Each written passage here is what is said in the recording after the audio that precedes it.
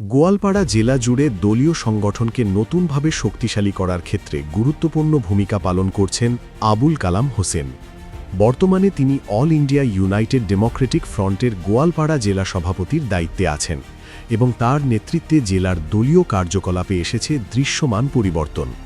দলীয় সূত্রে জানা যায়, গোয়ালপাড়ায় এআইইউডিএফের একটি নির্দিষ্ট অফিস থাকলেও সভাপতি আবুল কালাম হোসেন নিজ বাসভবনকেই কর্মীদের জন্য উন্মুক্ত রেখেছেন। প্রায় প্রতিদিনই বিভিন্ন অঞ্চল থেকে দলীয় কর্মীরা তার বাড়িতে আসেন, মতবিনিময় করেন, সাংগঠনিক আলোচনা করেন এবং প্রয়োজনীয় দিক নির্দেশনা গ্রহণ করেন। কর্মীদের দাবি, আগে এমন পরিবেশ ছিল না যেখানে সবাই সহজে গিয়ে মতামত জানাতে পারতেন, কিন্তু বর্তমানে সভাপতি প্রত্যেক কর্মীর সঙ্গে সরাসরি যোগাযোগ রাখছেন। শুধু সাংগঠনিক বৈঠক নয়, ব্যক্তিগত সমস্যার কথাও মন দিয়ে শুনছেন তিনি। জানা গেছে, আবুল কালাম হোসেন কর্মীদের মানসিক ভরসা দেওয়ার পাশাপাশি প্রয়োজন অনুযায়ী আর্থিক ও অন্যান্য সহায়তাও প্রদান করেন।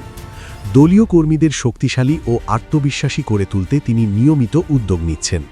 তার ব্যবহার, নম্রতা এবং আন্তরিক আচরণ কর্মীদের মাঝে ইতিবাচক প্রভাব ফেলছে।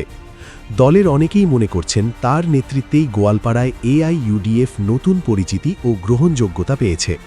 কর্মীদের সঙ্গে পারিবারিক সম্পর্ক গড়ে তুলে তিনি দলকে নিজের সন্তানের মতো লালন পালন করছেন বলেও মত প্রকাশ করেছেন অনেকে।